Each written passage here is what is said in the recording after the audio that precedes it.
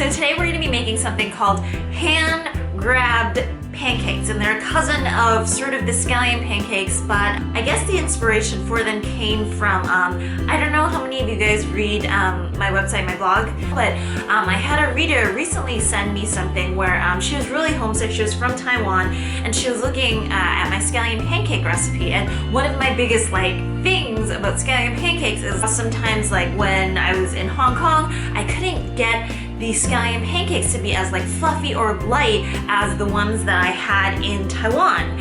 And so she messaged me and she was like, hey, did you know that, have you heard of these things called Shou Zhua beans that, are translated to hand-grabbed pancakes? And I was like, what are you talking about? What other types of pancakes? And I never knew that there were these other types. When you pan fry them up afterwards, you kind of take either chopsticks or tongs and you grab them and you fluff them up and you kind of lift up the layers so that the whole pancake becomes nice and puffy and layery. And what's more is they make this roux out of scallions, Sichuan peppercorns, star anise, and a little bit of five spice. So what you end up getting is this sweet, licoricey, spicy flavor in the background, in addition to the sesame and the peppercorn and the scallions. So it's just so much flavor. There's a ton of texture. You guys are going to love this recipe. So yeah, let's head over to the kitchen and let's get started.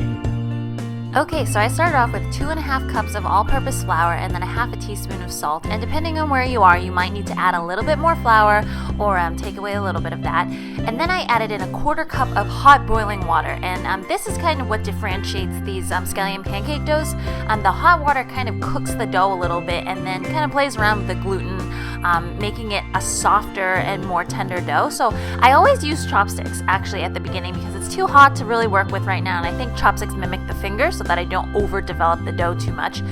Next, I put in about 3/4 cups of just normal cold water, and I just mix the rest until I would say it's 85%, 90% mixed because it's still really sticky and it's still really messy, and I just don't really want to put my fingers in it yet because that kind of overworks everything. So I'm just going to flour the surface a little bit, and then initially, the first 2 minutes, you just want to develop the gluten. That means you're stretching out the dough, and then eventually it kind of gets to a state where it's less sticky and you can kind of form a ball of dough with it, as I have done here. So you're just going to put that back into the bowl, maybe put some saran wrap on it, and then put that aside for about 30 minutes to an hour just so that it can rest. Now we're making that roux mixture. So I have a 1/4 cup of flour on the side, and then I'm cutting about 2 stalks of scallion, and I'm just using kind of the light green white parts because that's the parts with the most flavor, and I'm scoring the outsides. You can kind of see the little score marks right there, and the reason is because I'm just going to be putting all of this into an oil mixture, and I want to extract all of the good flavors from the scallions as well as these star anise. So about 2 star anises and then 2 kind of stalks of onion, and I'm putting that just over medium heat. I'm not trying to burn anything, I'm just trying to get flavor out of it. So the oil cannot be too hot, and I'd say you do that for about 3-4 minutes or so. What you can really tell, I put a dash of 5 spice powder in that as well. But when you can really tell is not from the color, is when you can actually smell everything, because at some point it starts smelling really, really good. So you take out everything, and I'm just pouring that nice kind of bubbly, fragrant oil mixture right into my flour and creating kind of this light roux. And then I'm just mixing it with the chopstick until there's no more lumps, as you can kind of see here. And that roux mixture is just super fragrant. I'm just creating the filling right now. So I took probably about 4 stalks of scallion. Again, not taking the ones that are too high up because I want the flavor. And so it's about a 1/2 cup of scallions. I have some Sichuan peppercorns, some toasted sesame seeds, that roux, and then some oil and some salt. So all of the ingredients will be linked. So instead of using flour, I'm using oil just to kind of very lightly grease the surface because I don't want to add any more flour to this to make this dough tougher than it should be. So I'm just sticking that out right now, and then I'm dividing this up into 6 pieces. Now if you like it smaller, you can divide it up into 8. If you like it bigger, you can divide it up less, and just kind of roughly shaping it. I don't really need it to be a ball. So I'm rolling this out kind of like a pretzel, just kind of stretching it out, going in between my fingers, and I would say having it be about kind of one inch in diameter. It's not an exact science. And then I'm just going to use a rolling pin, and I'm just going to roll it out about 2 inches wide. Again, nothing too specific. You can see that it doesn't all need to be the exact same width, although that really helps. You're going to take the roux, and you're just going to paint a really kind of somewhat thin layer throughout the dough, and then that's what's going to create that puff pastry effect with kind of the butter in between. So I'm just sprinkling on some salt, and then as much scallion as you want. You don't want too much because it'll overpack it, but I do like a lot of scallions. And then some of this crushed Sichuan peppercorn, which adds kind of like this nice like spicy numbness to it. And then some toasted sesame seeds. And these, usually I don't like toasted sesame seeds in my breads, but this added a really nice fragrance and a really nice crunch to it. I was so amazed.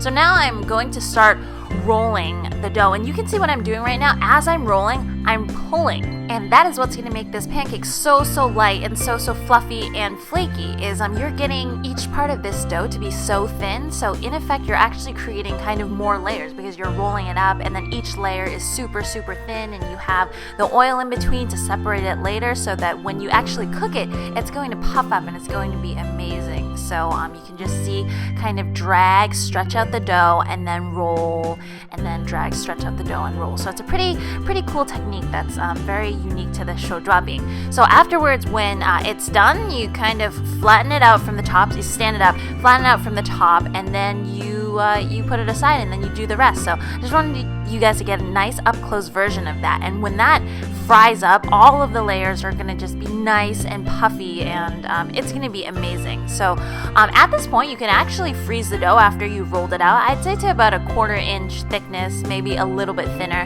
You don't need it to be too exact. It doesn't need to be a perfect circle, but if I were to freeze it right now, I would put it in between some wax paper, and then you can just freeze it and put it in the freezer. And then when you cook it again, there's no need to defrost. You can, because it's so thin, you can just put it directly onto maybe just a little bit of oil.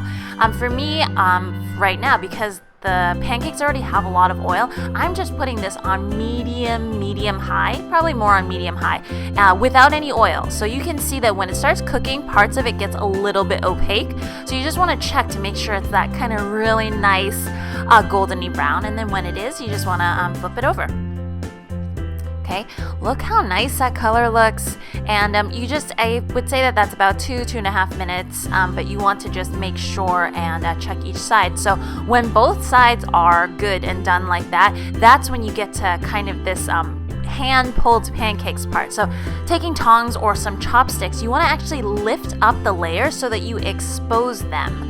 Okay, so you're actually tearing the pancakes just a little bit, just all over the place, and you also want to kind of scrunch it up because that'll kind of give it kind of a nice poofy effect and puff it up, and it'll also help break up the layers as well.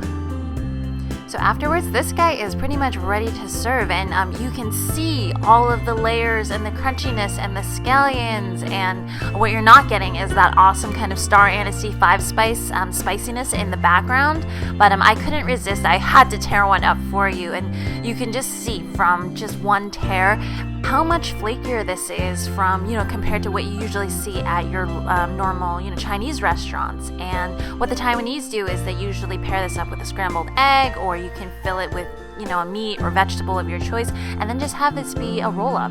And it is so flavorful. This is so good. You guys really have to try it. It is definitely goes up there with one of the favorites. Well, there you guys have it, my Shou Zhua beans, my hand-grabbed, fluffy scallion pancakes. As usual, if you guys want to see more recipes like this, and I bet you do, hit like and subscribe, and I will see you guys again next time. Bye!